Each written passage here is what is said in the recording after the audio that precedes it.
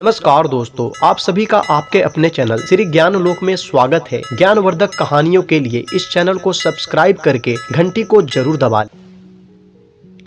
नमस्कार दोस्तों, जय श्री कृष्णा, राधे राधे। दोस्तों, आज का ये प्रसंग बहुत ही ज्ञानवर्धक है, अतः आप इस वीडियो पर अंत तक जरूर बने रहें। दोस्तों, एक संत की ये 4 बातें याद रखने वाला सीधे से सीधा मनुष्य भी धोखा नहीं खा सकता। कोई मनुष्य कितना भी सीधा और सज्जन क्यों ना हो, फिर भी उसे अपने स्वभाव को थोड़ा आक्रामक बनाकर रखना चाहिए जहां उसकी ज़रूरत हो। अब मैंने ऐसा क्यों कहा, तो आइए बने रहिए हमारे साथ वीडियो की समाप्ति तक, आपको ये बात समझ आ जाएगी। दोस्तों, एक जंगल में एक भयंकर सर्प रहता था। उसके आतंक के कारण कोई भी वहां से होकर नहीं गुजरता था। एक दिन एक महात्मा जी उसी रास्ते से जा रहे थे जिस रास्ते में वो सर्प रहता था। गांव वालों ने उन्हें उधर जाने से बहुत रोका कि उधर ना जाएं, उधर एक भयंकर सर्प रहता है। परंतु महात्मा जी ने उनकी एक भी नहीं सुनी और वो उधर ही उस रास्ते पर चल दिए। उधर जैसे ही सर्प ने देखा कि उसकी ओर एक मनुष्य आ रहा है, तो वो महात्मा जी को काटने के लिए दौड़ा। परंतु महात्मा जी ने अपने योग बल से उस पर विजय पा ली। सर्प ना आगे बढ़ पा रहा था और ना पीछे। परेशान होकर वो अंततः महात्मा जी की शरण में चला गया और बोला, हे महात्मन, मुझे क्षमा कर दीजिए, मुझसे भूल हो गई, मैं आपकी शरण में आ गया हूँ। महात्मा जी बोले, मैं तुझे क्षमा कर दूंगा, पर एक शर्त पर। आज से तू किसी को भी नहीं काटेगा।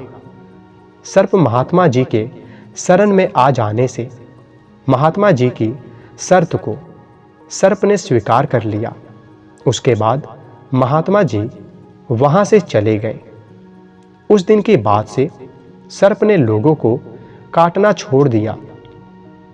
वो सर्प किसी को भी नहीं काटता था। अब जैसे ही धीरे धीरे करके ये बात लोगों को पता चला कि सर्प ने किसी को भी काटना छोड़ दिया है, तो सब लोग उस जंगल के रास्ते से आने जाने लगे। वो रास्ता फिर से खुल गया था। सर्प लोगों को देखकर मार्ग से हट जाता था। अब तो चरवाहे लड़के वहां आने लगे और सर्प को वहां से भागता हुआ देख उस पर पत्थर मारने लगे। बेचारा अब सर्प खुद को बचाता और भागकर बिल में चला जाता। वो सर्प इस प्रकार से मार खाते खाते बहुत दुबला और घायल हो चुका था। धीरे धीरे काफी समय बीत गया। एक दिन वही महात्मा जी फिर से उसी रास्ते से गुजर रहे थे। महात्मा जी को देखकर सर्प ने उन्हें प्रणाम किया और अपनी सारी विविधता महात्मा जी को बताई। महात्मा जी कहने लगे, इसीलिए तुम कमजोर हो गए हो। अरे मूर्ख, मैंने तुझे काटने के लिए मना किया था, फुफकारने के लिए नहीं। कहते हैं सर्प यदि जहरीला ना हो तो भी उसे जहरीला होने का नाटक करते रहना चाहिए, इसी में उसकी भलाई होती है। महात्मा जी की बात को सर्प अच्छी तरह से समझ गया था कि अब उसे क्या करना है। एक दिन चरवाहे लड़कों ने देखा तो देखते ही उसे पत्थर मारने लगे। उसी समय सर्प फुफकारते हुए उनकी ओर दौड़ा। सर्प को ऐसी अवस्था में इस प्रकार से खुद के पीछे काटने को दौड़ता देखकर सारे लड़के वहां से डर के मारे भागने लगे और उस दिन के बाद किसी ने उसे पत्थर नहीं मारा और सर्प वहां सुखपूर्वक रहने लगा। तो ना काटने से लोगों की जान बची रही और फुफकारने से सर्प की जान मनुष्य से बची रही। कहते हैं क्षमा करने की प्रवृत्ति वाले मनुष्य को लोग कमज़ोर समझते हैं और उसका समाज में उपहास भी उड़ाते हैं। पर किसी को भी क्षमा कर देना बहुत ही बड़ा बल होता है, जिसको कि दंड देने वाले मनुष्य भी नहीं समझ सकते हैं। क्षमा करने का बल ऐसा बल होता है जिससे लोग शत्रु को भी बस में कर लेते हैं। दूसरी बात, जैसे बिल में रहने वाले मेंढक, चूहे आदि जीवों को सर्प खा जाता है, ठीक उसी प्रकार शत्रु से विरोध ना करने वाले को और प्रदेश का सेवन ना करने वाले ब्राह्मण को ये पृथ्वी खा जाती है। तीसरी बात, मनुष्य को अकारण ही किसी पर आक्रमण नहीं करना चाहिए, परंतु इसके साथ साथ इतना डरपोक भी नहीं होना चाहिए कि कोई भी उस पर आकर आक्रमण कर दे।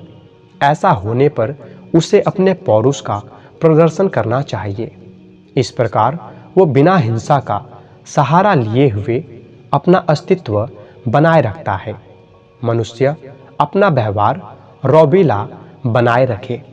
ऐसा करने पर कोई उस पर आक्रमण करने की नहीं सोचता है। ये एक सत्य है कि मनुष्य की कठोरता से सबको थोड़ा भयभीत रख सकता है। जैसे अपने नरम स्वभाव के चलते केंचुए कांटे में पिरो दिए जाते हैं, पर सर्प नहीं। जैसे बकरे को उसके सीधे स्वभाव के चलते लोग उसे काट कर खा जाते हैं, पर शेर को नहीं। जैसे वृक्षों को उनके सीधे होने के कारण उन्हें काट लिया जाता है, पर टेढ़े वृक्षों को नहीं। उसी तरह सीधे मनुष्य को लोग अपने स्वार्थ के लिए चोट पहुंचाते हैं, पर टेढ़े मनुष्य से लोग बचकर या दूरी बनाए रखने में ही अपनी भलाई समझते हैं। चौथी बात, हृदय में प्रेम रखने से और मन में कड़वाहट रखने से स्वच्छ जल में कीचड़ मिलाने समान ही होता है। आपको लगता तो जरूर होगा कि आप हित कर रहे हैं, पर वास्तव में आप अहित कर रहे होते हैं। तो दोस्तों, उम्मीद है आपको ये प्रसंग बहुत पसंद आई होगी। कृपया करके इस वीडियो को लाइक करें, ज़्यादा से ज़्यादा शेयर करें। धन्यवाद।